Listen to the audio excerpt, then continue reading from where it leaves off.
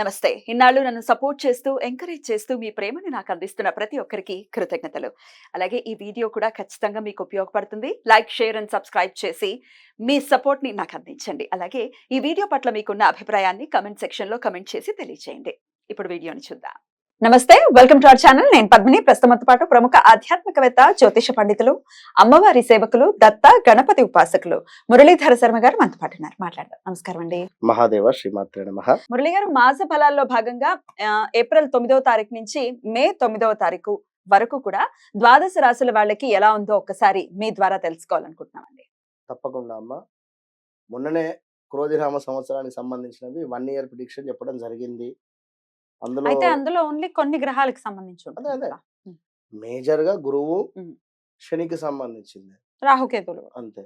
ఇప్పుడు కుజుడు గాని శుక్రుడు గాని బుధుడు గాని మారేటువంటి సందర్భాలలో సూర్యుడు కూడా మారేటువంటి సందర్భాలలో వీరికి ఎట్ ద సేమ్ టైం కొన్ని ఇబ్బందులు, అంటే ఏం చేయాలి అనేటువంటిది అర్థం కాని సిచ్యువేషన్ ఎదురవుతుంది. ఇక్కడ గురువు గాని శని గ్రహం గాని బాగానే వారిచ్చే రిజల్ట్ వారిస్తారు. కానీ ఈ మధ్యలో ఈ గ్రహాల మూలకంగా కొన్ని తొందరపాటు నిర్ణయాలు తీసుకోవడం వలన కాస్త ఇబ్బంది పడేటువంటి పరిస్థితి.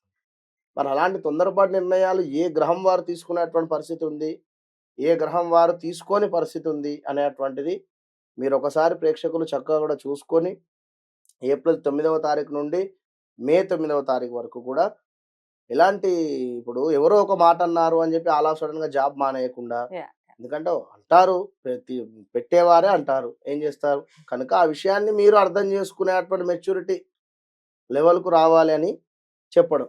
కనుక ముందుగా గ్రహచారం వేరు గోచారం వేరు అనేటువంటి విషయాన్ని గమనించుకోండి. గ్రహచారములో గ్రహాలు మారవు, గోచారంలో మాత్రమే గ్రహాలు మారుతూ ఉంటవి.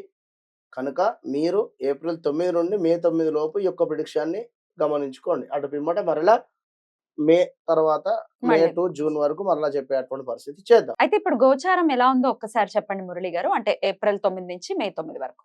బుధుడు, శుక్రుడు, కుజుడు, అదే విధంగా సూర్యుడు, ఈ గ్రహాలు మొత్తము కూడా మనకు కుంభం టు మీనం ట్రావెలింగ్ లో ఉన్నవి.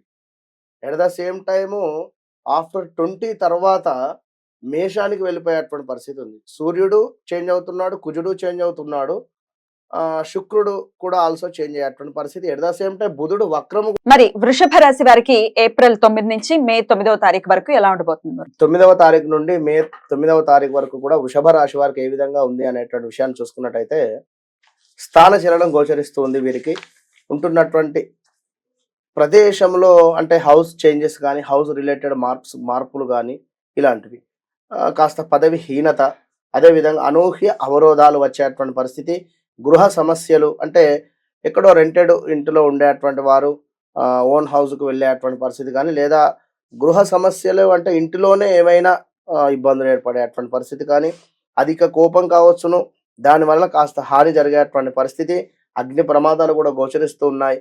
దొంగల భయము, అంటే ఇక్కడ ఏదైనా వస్తువులు దొంగతనానికి గురయ్యేటువంటి పరిస్థితి అయితే గోచరిస్తూ ఉంది. ఇది గమనించుకోండి. ఆ యంత్ర సంబంధ ప్రమాదాలు అంటే ఏదో కూరగాయలు కట్ చేయంగా ఒక నైఫ్తో ఏదైనా వేలు కట్ అయ్యేటువంటి పరిస్థితి కానీ ఇలాంటివి ఉండేటువంటి పరిస్థితులు. ఇంకా శత్రువులపై విజయము అని చెప్పుకోవచ్చును. పుణ్యకార్య నిర్వహణాలు, అంటే పుణ్యానికి సంబంధించినటువంటి కార్యక్రమాలు ఎక్కువగా కూడా చేసేటువంటి పరిస్థితి, ధనధాన్య ప్రాప్తి, చక్కటి కీర్తి, ఇంకా కార్యసిద్ధి. ఇక్కడ ఏదైతే అనుకుంటూ ఉన్నారో మీరు ఆ యొక్క పని కావడానికి సిద్ధించేటువంటి పరిస్థితి గోచరిస్తూ ఉంది. అలంకార ప్రాప్తి అంటే చక్కగా కూడా బంగారం కొనుక్కోవడం కావచ్చును, అదేవిధంగా వస్త్రాలకు సంబంధించింది కావచ్చును, ఇలాంటివి ఏవైనా కూడా చక్కగా అలంకార ప్రాప్తి అంటే ఇవన్నీ వస్తవి. ఇంకా సభా గౌరవము, అంటే మీరుంటున్నటువంటి ప్రదేశంలో చక్కటి గౌరవం ఏర్పడేటువంటి పరిస్థితి, దుష్టులతో అకారణ కలహాలు. కనుక ఎవరైతే దుష్టులు అని చెప్పి మీ మనసు కనిపిస్తుందో వారికి దూరంగా ఉంటే మనకే మంచిది అనేటువంటి విషయాన్ని గమనించుకుంది. కష్టం మీది, పేరు మరొకరిది అనేటువంటి ఇది ఈ నెలలో ఎక్కువ కూడా కనబడుతుంది. కాస్త చెస్ట్ సంబంధిత ఇబ్బందులు కానీ, స్కిన్ రిలేటెడ్ ఇబ్బందులు అయితే గోచరిస్తూ ఉన్నవి. ఇంకా చూసుకున్నట్టయితే నివాస మార్పులు, తప్పకుండా కూడా నివాస మార్పులు అయితే గోచరిస్తూ ఉన్నవి. ఉద్యోగంలో కాస్త ఇబ్బందులు అయినప్పటికీ కూడా మీకు దైవానుగ్రహం వేళలా కూడా ఉంటుంది అనేటువంటి విషయాన్ని గమనించుకోండి వృషభ రాశి వారు.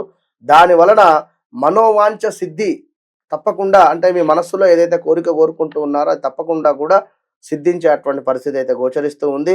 కనుక ఈ విషయాన్ని గమనించుకోండి. ఐశ్వర్య ప్రాప్తి, అదేవిధంగా ధనలాభాలు, స్థిర ఆస్తుల నిల్వ కలిసి రావడం, అంటే ఎప్పుడో గత కొన్నేళ్ల క్రితం ల్యాండ్ తీసుకొని ఉన్నాము, ఆ యొక్క ల్యాండ్కు మంచి రేట్ రావడం కానీ, లేదా అపార్ట్మెంట్ తీసుకొని ఉన్నాము దానికి చక్కటి రేట్ రావడం కానీ, ఇలా స్థిరాస్తుల నిల్వ కలిసి వచ్చేటువంటి పరిస్థితి. లాటరీలు కావచ్చును, ఆ గుర్రపు పందాలలో కూడా మీరు ముందుకు వెళ్ళేటువంటి పరిస్థితి ఉంది, రూపాయి కలిసి వచ్చేటువంటి పరిస్థితి.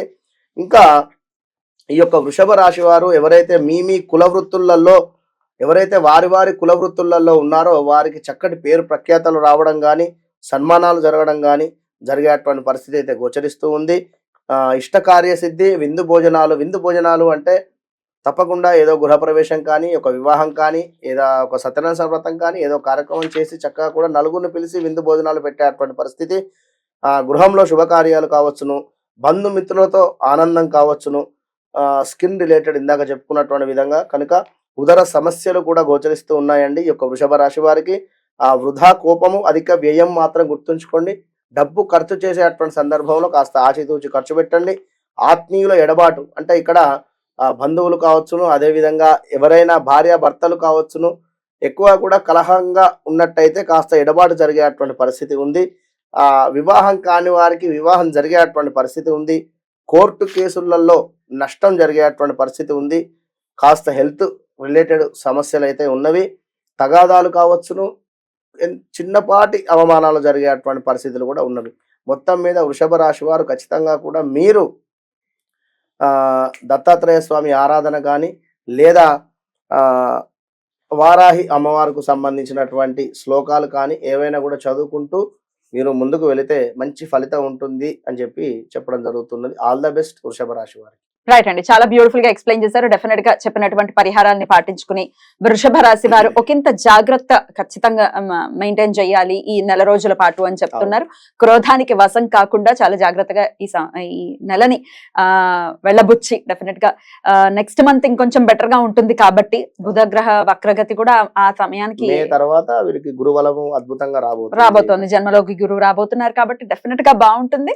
సో చాలా చక్కగా మాకు వివరించారు. కృతజ్ఞతలండి. నమస్కారం.